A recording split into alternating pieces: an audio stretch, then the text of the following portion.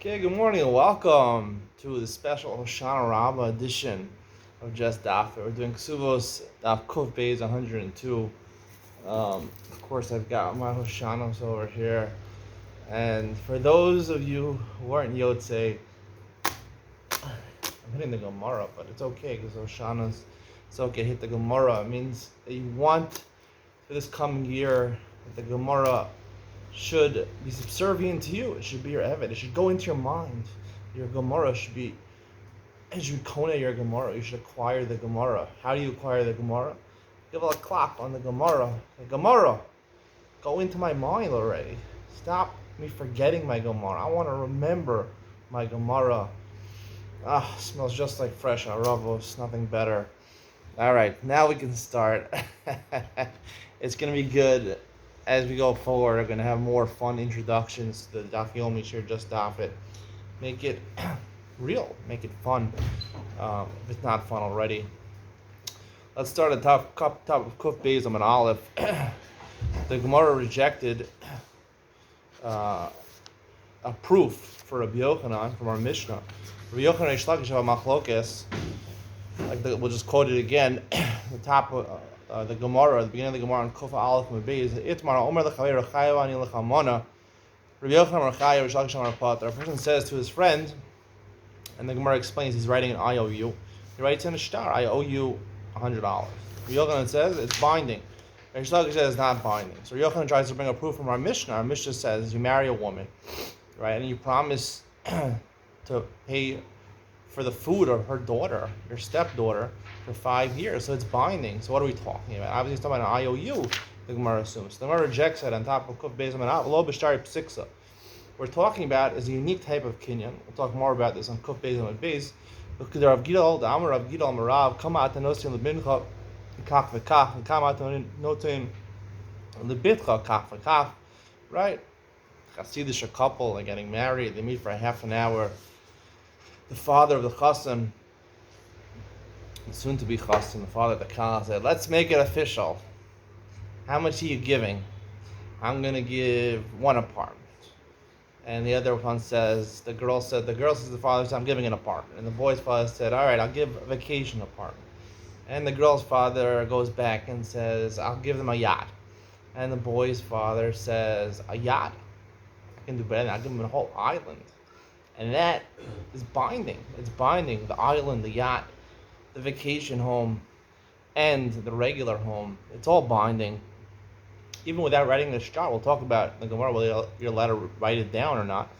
Amdu v'kitshu kanu. If they made these declarations, and they did kedushin, he took a ring and he put it on our finger after this half an hour meeting.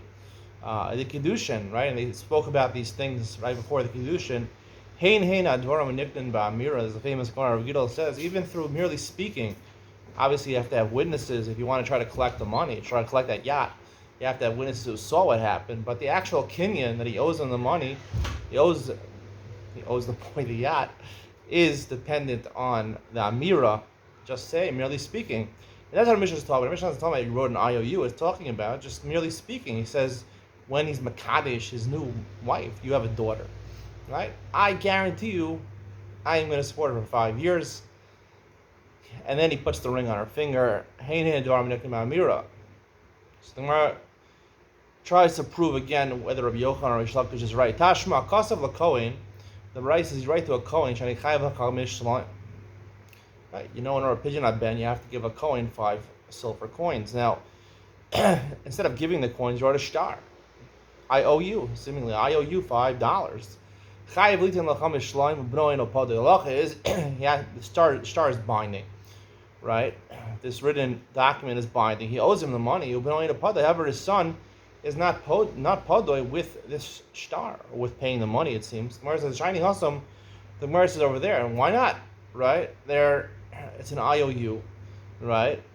So why seemingly doesn't take effect, right? Seemingly it does take effect. It does take effect. It's obligated to give them 5 slime. For some reason, we'll see why doesn't affect the pigeon at ben.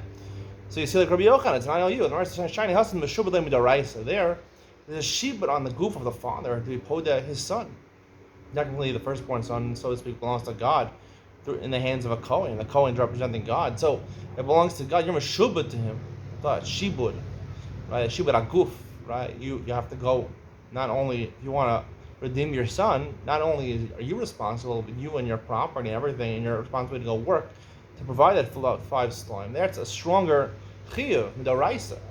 And that's why, since the Shiba Doraisa to be posed to his son, so therefore if I write an IOU and a star, it makes it stronger. But a regular star, regular IOU, would not be effective. Vihaki, on my Kosov, why did he write the star? He's Shiba Doraisa. What's the point of writing a star? And the rest of the day, Cohen, he just wanted to say, you're the Cohen I'm using. There's a lot of Kohanim you could use. His name is Rappaport. He's a Cohen Miyuchas, famous story about the Gra, who I think himself was a Bechor. He used to go down, even in his old age. Whenever he met a Kohen, he would give him 5 slime. He wasn't sure if he was a real Kohen, Miyuchas. He was unsure at the Gra. That's why he died a pauper, because he had no money. The famous story with the Gra, the Tzitzis, at his death, he said, it's so easy in this world. Tzitzis is such a mitzvah. When you leave this world, you don't even have Tzitzis. The reason he talk about Tzitzis and not about his fancy Hanukkah menorah, his silver Hanukkah menorah, he couldn't afford a silver Hanukkah menorah. All he could afford was tzitzis, because he went around giving $5, 5 silver coins to every Kohen he saw his whole life. It's a joke. Alright, so the Gemara says, if so, why is his son not redeemed if he owes him the money? Really, right? Obviously, you have to give him the money. Just saying you owe him the money doesn't affect the position on Ben. My time, Amru Benoin Apod. What Midrabanan, they said it doesn't work, even if you give him the money. Doesn't work to be given a star that I owe $5. That's not giving him the money. You have to actually give it to his hand. Like the Torah is, you have to give it to him in order to be this. So therefore, even the Rabbanan, if you wrote the star and you gave him the money, the Rabbanan wouldn't work. Amar Rava. Rava says the Machlokas Rav Yochanan and Shlakish is the same Machlokas as Machlokas Tanaim, Gitanai. Arev Hayotze Achar Chisim Shtaros, right? Person writes a loan document, official loan document with Eidim, etc. Right? He owes him he borrowed $50, $100 from him. Govim and Achasim B'nei Chorin. Now, a guarantor, usually when you borrow money from somebody, the creditor is also going to want a guarantor, right? Someone who's going to guarantee the money in case you default on the loan. So now the Arev writes in his guarantee after the Eidim already signed the shtar, right? So it's like an addition, it's an add-on, it's like bottom, PS on the bottom. Ayose Achar Sharos, postscript, PS, postscript. Ayose Achar Sharos, Govim and Chasim B'nei Chorin. Technically, you can collect from the Arev, but you can only collect from the Chasim B'nei Chorin, from unencumbered property. If the Arev sold property, you can't collect from the Chasim B'nei Chorin. Ma'isa Bali Fnei Rabbi Shmuel, Amar Govim and Chasim B'nei Chorin. He paskin like that. Amar Lo Benanas. Benanas says to Rabbi Shmuel, Ein a Govim Lo Chasim B'nei Chorin Lo Chasim Mishubadim. This Arev, you can't collect it all from him. Amar Lo Lama. Shmuel said to Rabbi Benanas, why not? Amar Lo Harei Shayachonik Es Chaver B'Shuk.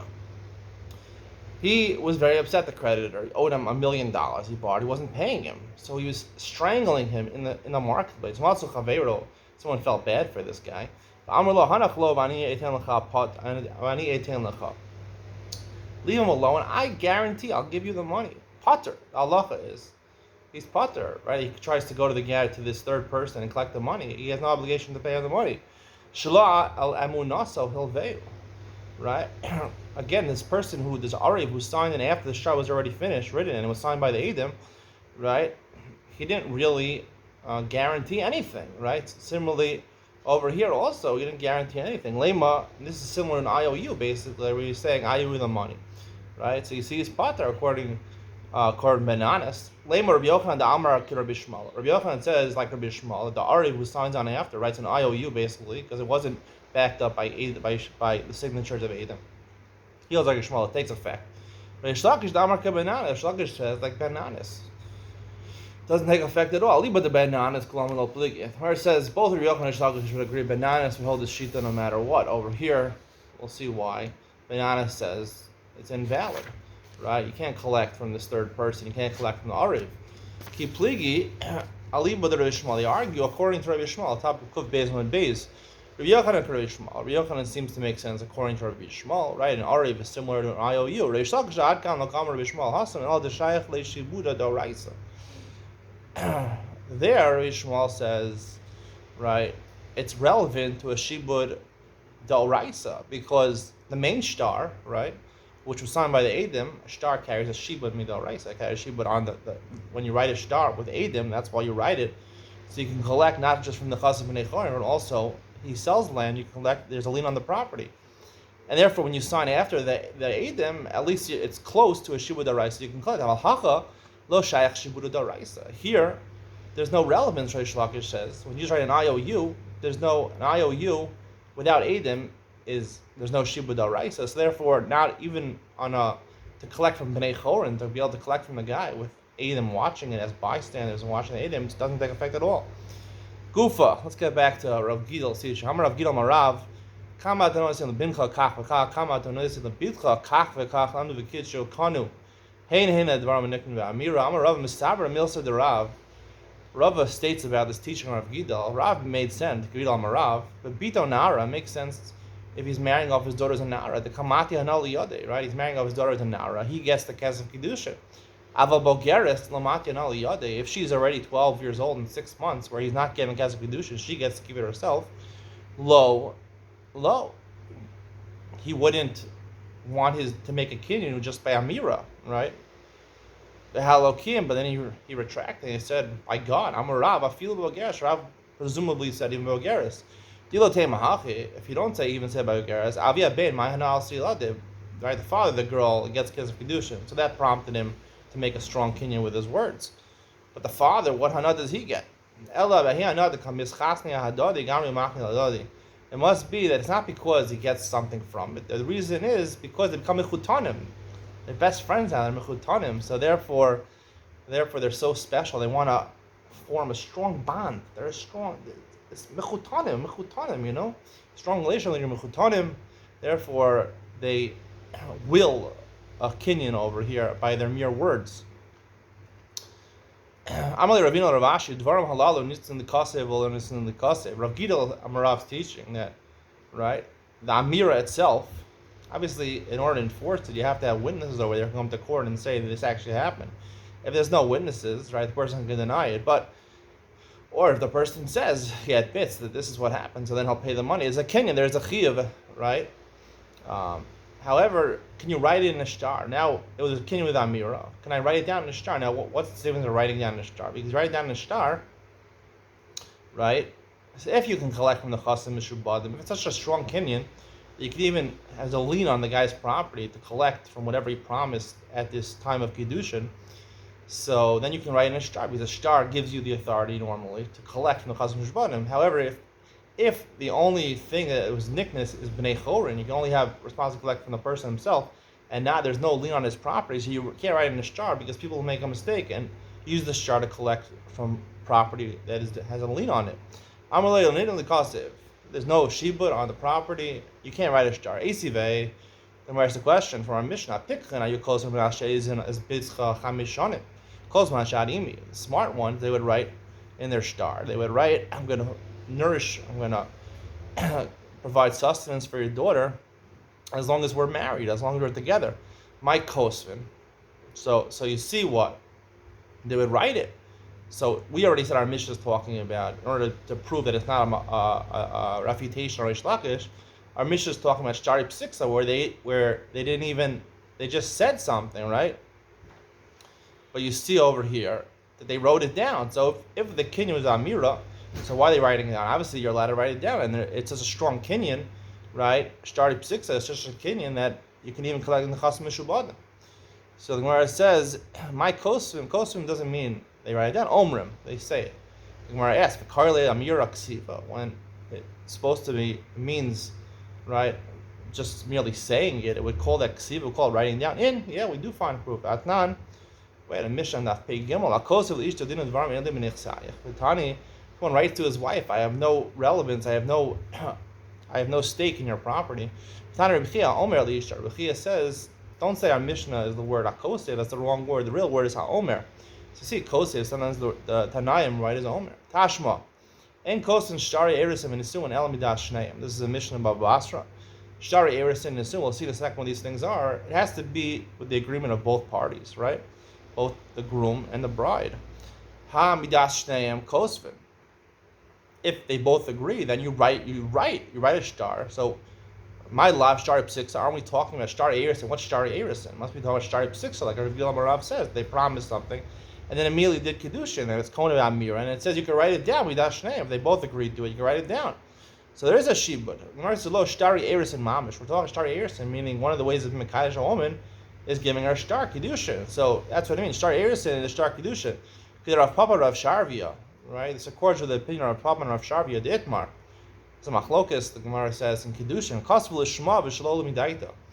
They wrote the star kedushin, right, with the name of this woman that's being mekudeshes, right? They expressly wrote it with her in mind. V'shelo midaita. However, they didn't ask her, is it effective or not? Rabba v'Ravina amri mekudeshes. For some reason, they say it's mekudeshes. Papa Rashaka, I mean mekudeshes. Not mekudeshes. That Mishnah in Bal Basra and Kos Shtar and Eretz and the Sunnah of Das Shneim, you need the das of the woman. She has to agree to the shtar. A shtar is not valid. You might think that a gerish in a shtar is valid. Even Shalomi died against her will. However, shtar kedushin, like her papa and Sharvia, need her consent. Tashma. Let's bring a further proof. Mesu b'nosein. Mesu. If these stepfathers die in our Mishnah, b'nosein, they're actual daughters. They're biological daughters, right? They only get to collect mizonos, sustenance, from his unencumbered properties. However, this stepdaughter who he promised to give sustenance for 5 years, she gets to collect even from properties that he sold, that has properties that have a lien on it. He owes her money, like she's a creditor on his estate. Like a balchov can collect from. So you see what? So you see that you can write it down. Obviously, if you can collect from the Chasim Mishubadim, you have the authority to write it down. It's like a star with the Edom, you can collect the Chasim Mishubadim. Whereas our Mishnah is talking about, we're fixing. Before we were talking about, it was just Amira. Now the Gemara says there was Amira, but there was also a Kinyan Chalipin over here. We didn't know that. It wasn't exactly the case of Rav Gidal Marav. It was Kana Miyado. They made a Kinyan, right? A Kinyan Chalipin. A Kinyan Chalipin is a real Kinyan. Right, a Maisa. Ihaki banos nami. So why can't, if he made a real kinyan, why can't his daughters also collect mechasim mishubadim? Right? When you make a kinyan chalipin, so that is nitnal likasev, the Gemara says of Basra. If I make a kinyan chalipin, you could write a star based on that kinyan chalipin was done in front of Adam. I could write a star with Adam. Now the person owes me money. Ihaki banos nami b'shekanu. Yeah, Banus Nami. The Gemara said, "B'shekanu lezu v'lo kanu lezu." Ramish is talking about he made a kinyan to his stepdaughter, but not to his actual daughter. So my psaka, why do you assume one over the other? I dahava b'shas kinyan mahani la kinyan. Banos lahava b'shas kinyan la mahani lo kinyan. Presumably, we're talking about the stepdaughter was alive, and then he had married a woman, had biological daughters from her. So though they weren't alive when he got married to the woman, his daughters weren't alive. The stepdaughter was alive, so the kinyan works to be written down for the stepdaughter who was alive, but right, like the davar shelo bala olam, she wasn't in the world yet. It doesn't work for her. So the Gemara says, "Mila askina dahava b'shas kinyan." So the Gemara says, no, it's very possible that even his daughters, his biological daughters, were around. They were alive at that time. Dahava b'shas kinyan. How would you talk about it? Going to Garsha, he divorced his wife. He had daughters with her, biological daughters. He divorced her. Hadra, and then he married her again.